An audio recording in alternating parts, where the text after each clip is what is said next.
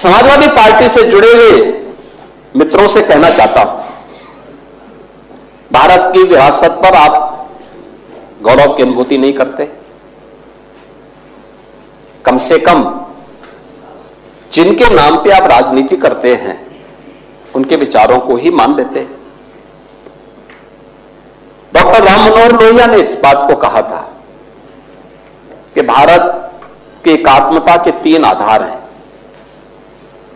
श्री राम, श्री कृष्ण और शिव शंकर, भगवान शिव।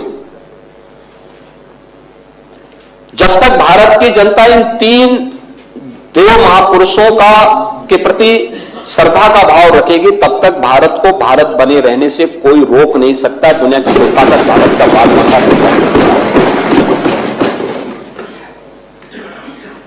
डॉक्टर राम मनोहर लोहिया प्रखर समाजवादी थे। वे हमारी विचारधारा से जुड़े हुए नहीं थे, हां कांग्रेस के विरोधी थे, अपने मुद्दों पर लड़ते थे। आज समाजवादी पार्टी डॉक्टर लोहिया के विचारों से कितनी दूर भाग चुकी है। आज राम को, कृष्ण को, शिव की परंपरा को, भारत की विरासत को कोसना यह समाजवादी पार्टी का मानो जीवन का उद्देश्य हो गया। और दुर्भाग्य है कि उन्होंने आदर्श किसको माना है? यानी औरंगजेब को। औरंगजेब को वे लोग अपना आदर्श मान रहे हैं। औरंगजेब का पिता शाहजहां अपनी जीवनी में लिखता है, अपनी आत्मकथा में लिखता है कि खुदा करे कि ऐसा कमबख्त किसी को पैदा ना हो।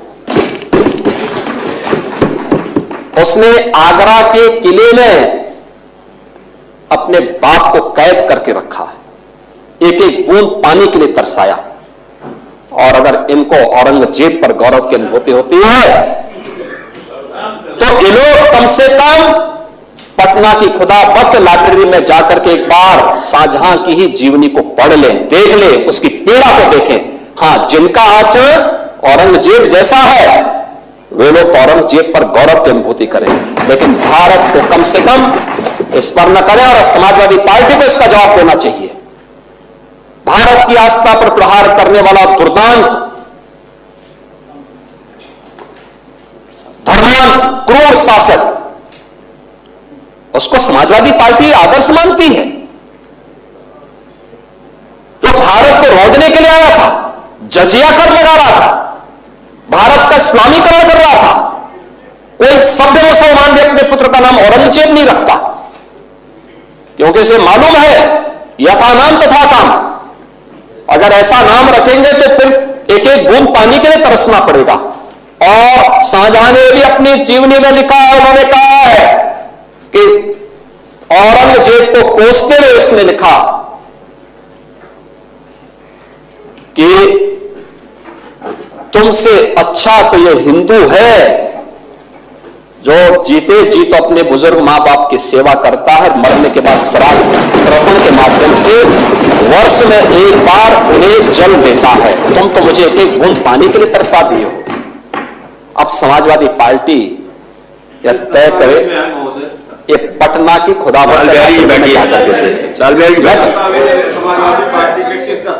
ये समाजवादी पार्टी का नेता, आपका विधायक घोषणा करो ना, उस कमबख्त को निकालो पार्टी से और उसको एक बार यूपी भेज दीजिए, बाकी उपचार हम अपने आप करवा लेंगे। जो व्यक्ति छत्रपति शिवाजी महाराज की परंपरा पर गौरव की अनुभूति करने की बजाय लज्जा महसूस कर रहा हो और औरंगजेब को अपना नायक मान रहा हो, क्या उसको भारत के अंदर रहने का अधिकार होना चाहिए क्या? और समाजवादी पार्टी को इसका जवाब देना चाहिए। एक तरफ आप कुंभ को कोसते रहे और दूसरी तरफ औरंगजेब जैसे दुष्ट और क्रूर धर्मांत मंदिरों को तोड़ने वाले व्यक्ति को, भारत की आस्था को निर्मूल निर्मलता के साथ रौंदने का कार्य करने वाले व्यक्ति को महिमामंडन करते हो? आखिर कौन सी नस ऐसी आपकी दबी हुई है कि आप लोग अपने उस व्यक्ति पर, उस विधायक पर नियंत्रण नहीं कर पा रहे हैं? और इसीलिए मैं कहना चाहता हूं कि व्यक्ति के विचार अलग हो सकते हैं, मानव खंडन क्यों नहीं समाजवादी पार्टी समाजवादी पार्टी खंडन करे इसका। लाल बिहारी सुनिए, समाजवादी पार्टी को समाजवादी पार्टी को इसका खंडन करना चाहिए। समाजवादी पार्टी को इसका खंडन करना चाहिए और समाजवादी पार्टी को इसको बाहर निकाल देना चाहिए, निकाल देना चाहिए बाहर, या यहां बुलवाइए सम्मेलन में। उत्तर प्रदेश तो ऐसे लोगों का उपचार करने में बहुत देरी नहीं करता है।